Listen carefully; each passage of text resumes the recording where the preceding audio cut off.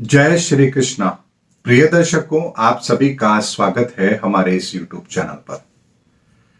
दर्शकों, लगभग एक वर्ष से भी अधिक समय हो गया मैंने अपने इसी चैनल पर आपको एक वीडियो दिया था और मैंने कहा था युग परिवर्तन कभी भी शांति से नहीं हो सकता है, क्योंकि जो लोग धर्म के रास्ते पर चलने वाले होते हैं वह तो सहजता से परिवर्तन को स्वीकार करते हैं, लेकिन बहुत से लोग ऐसे होते हैं जिन्हें धर्म का रास्ता समझ में ही नहीं आता है। तो ऐसे लोगों के संहार के लिए प्रकृति उस समय पर कुछ बड़ा परिवर्तन ऐसा करती है ताकि उन लोगों को अपने किए गए कृत्य का दंड अवश्य मिलता है। चाहे फिर रामायण काल हो, महाभारत काल हो, सम्राट अशोक के समय की बात हो या वर्तमान समय की बात हो। अगर रावण नहीं होता तो क्या कोई और कारण बनता था रावण के कुल के विनाश का? अगर दुर्योधन नहीं होता तो क्या हस्तिनापुर के वो हालात होते? यानी हमारे जीवन के अंदर हमारे ही अपने लोगों में से कुछ ऐसे लोग जरूर निकल करके आते हैं जो आने वाले समय के भविष्य के लिए, एक बड़े परिवर्तन के लिए संहार की भूमिका में अपना बहुत बड़ा महत्वपूर्ण रोल प्ले करते हैं।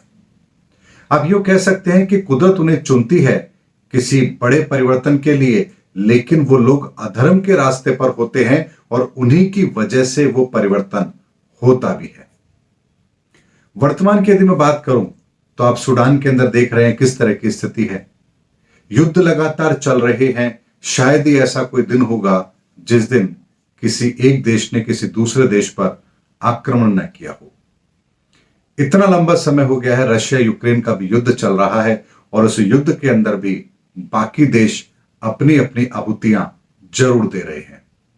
यानी ये विश्व इस समय पर धीरे धीरे दो धड़ों में बढ़ता हुआ साफ साफ नजर आ रहा है। और सबसे बड़ी बात यह है कि जैसे जैसे समय बीतता जा रहा है, हम 2025 की ओर बढ़ रहे हैं, वैसे वैसे दुनिया के अंदर नरसंहार की संभावनाएं भी बढ़ती जा रही हैं। हाल ही में सोशल मीडिया पर भी एक वीडियो बहुत वायरल हो रहा है जिसमें सूडान की स्थिति को लेकर के जिस तरह के वीडियो के अंदर चीजों को दर्शाया जा रहा है वो अपने आप में विचलित करने के लिए पर्याप्त है। लेकिन मेरी इस बात पर आपको यकीन क्यों करना चाहिए और आप क्यों करें, इसके लिए मैं आपके सामने कुछ उदाहरण रखता हूं। मुस्लिम संप्रदाय के अंदर भी दो विभाजन हमने देखे हैं, सुन्नी और शिया का, यानी सुन्नी और शिया दो विभाजन हमने देखे हैं। जैन धर्म के अंदर भी आपको दिगंबर और श्वेतांबर मिलेंगे। यानी कुदरत जब भी कोई नया सृजन करती है उसके साथ ही कुछ ऐसी परिस्थितियां भी होती हैं जहां हम उस विचारधारा को भी दो हिस्सों में बढ़ता हुआ देखते हैं। और भविष्य के गर्भ में परिवर्तन के लिए यही दो विचारधाराएं अपना बहुत बड़ा महत्वपूर्ण रोल प्ले करती हैं। कुदरत के नियम ही कुछ इस तरह के हैं जिन्हें इंसान फॉलो करना चाहे या ना करना चाहे, लेकिन कुदरत वो फॉलो जरूर करवाती है। एक छोटा सा उदाहरण मैं आपको देता हूं। साइंस ये कहती है, यानी वैज्ञानिक ये कहते हैं, जो लोग जियोलॉजी के बारे में जानते हैं वो लोग अच्छी तरह से जानते हैं कि मक्खियां एक बार में इतने अंडे देती हैं कि यदि वो सभी अंडे मक्खी में परिवर्तित हो जाएं या जीवित रहें वो मक्खियां, तो इस संसार के अंदर इंसानों को रहने के लिए जगह ही नहीं मिलेगी। इतना ज्यादा उनका वर्चस्व इस पूरी धरती पर हो जाएगा। लेकिन कुदरत ने बहुत ही सहजता के साथ उनको कंट्रोल किया हुआ है। बारिश के मौसम में भी आप देखते हैं कि अचानक से कुछ कीड़े निकलना शुरू होते हैं, उड़ने वाले चींटे की तरह कीड़े होते हैं, एक ही रात में पैदा होते हैं, सुबह तक सारे मर भी जाते हैं। यानी कुदरत के हाथ में संहार और सृजन दोनों की इतनी जबरदस्त पकड़ है कि उसको ना तो इंसान कभी उस पर विजय प्राप्त कर पाया है और ना कभी भविष्य में वो कर पाएगा। रामायण काल के अंदर भी बहुत सारे योद्धाओं ने अपने प्राण गंवाए, एक परिवर्तन का दौर हुआ। महाभारत काल में भी बहुत लोगों ने, बहुत योद्धा मरे थे, उसके बाद परिवर्तन हुआ था। और वर्तमान युग के अंदर अगर कलयुग की मैं बात करूं तो यहां भी बहुत बड़ा नरसंहार तो होगा, देखना यह है कि हम उस नरसंहार की कितनी बड़ी कीमत चुकाते हैं, यानी कितने लोगों के प्राणों की आहुति इस परिवर्तन में लगेगी, ये तय करेगा हमारा व्यवहार।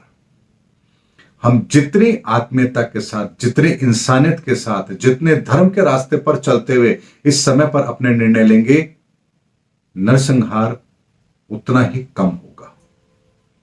लेकिन जो लोग धर्म के रास्ते पर नहीं हैं, तो आज के वीडियो में एक बात मैं आपको 1000%, ये मेरी भविष्यवाणी है, आप लिख कर रख लीजिए, जो लोग भी धर्म के रास्ते पर नहीं हैं, उन लोगों को यह भूल जाना चाहिए कि वो परिवर्तन के नए दौर के अंदर प्रवेश करेंगे। आप किसी भी कीमत पर अधर्म के रास्ते पर रहते हुए नए युग में प्रवेश नहीं कर सकते। ये अटल सत्य है। आप माने ना माने, ये आपका अपना मत है, लेकिन प्रकृति का नियम यही कहता है कि नए युग के अंदर प्रवेश वही करता है जो सत्य के मार्ग पर होता है। अन्यथा बाकी के लोगों का हर्ष भी वैसे ही होता है जैसे भगवान श्री कृष्ण के अपने ही वंशज, यानी कि उनके अपने ही कुल के अंदर यदुवंश की अगर मैं बात करूं, आप लोग अगर शास्त्र ग्रंथ को पढ़ते हैं तो यदुवंश का कैसे संहार हुआ, कैसे नाश हुआ, अपने ही लोग आपस में लड़ लड़ करके मर गए थे। इसीलिए दर्शकों, जब भगवान श्री कृष्ण के वंश के अंदर भी ऐसा हो सकता है, तो आप सोचिए कि आप और हम अगर ये सोचे कि हम अधर्म के रास्ते पर रहेंगे और कुदरत हमें बख्श देगी, तो इससे बड़ी मूर्खता हम और कोई कर ही नहीं सकते हैं। इसीलिए दर्शकों, दुनिया धीरे धीरे बड़े नरसंहार की ओर बढ़ रही है और ये बहुत चिंता का विषय है। ऐसी अमानवीय कृत्य जब हम देखते हैं कि लोग कैसे अपने ही लोगों को, यानी कि इंसान इंसान को ही इतनी बेरहमी से सड़क पर पटक करके मार रहा है, और मारने के बाद भी, यानी कि मारते मारते जब वो मर गए हैं तब भी वो उन पर रहम नहीं कर रहा है। ऐसी हैवानियत, ऐसा मंजर अगर आपको देखने को मिले, और वो भी उसी समय पर जब युग परिवर्तन का दौर चल रहा है, तो ये बहुत छोटा सा संकेत है ये समझने के लिए कि दुनिया विनाश के मुहाने पर पहुंच चुकी है और हमें मारने के लिए कोई और नहीं आएगा, हम खुद ही आपस में लड़ करके मर जाएंगे। इसीलिए किसी भी हालत के अंदर धर्म का रास्ता नहीं छोड़ना है, चाहे फिर हमारे प्राणों की आहुति ही क्यों ना चली जाए, आहुति ही क्यों ना लग जाए, लेकिन हमें अधर्म का रास्ता नहीं पकड़ना है, धर्म का रास्ता नहीं छोड़ना है। मात्र यही एक तरीका युग परिवर्तन के नए दौर में हमको लेकर जाएगा। उम्मीद करता हूं दर्शकों, मेरा वीडियो आपको जरूर पसंद आया होगा। अगले वीडियो में आपसे फिर भेंट होगी, तब तक हमारे चैनल पर बने रहिए।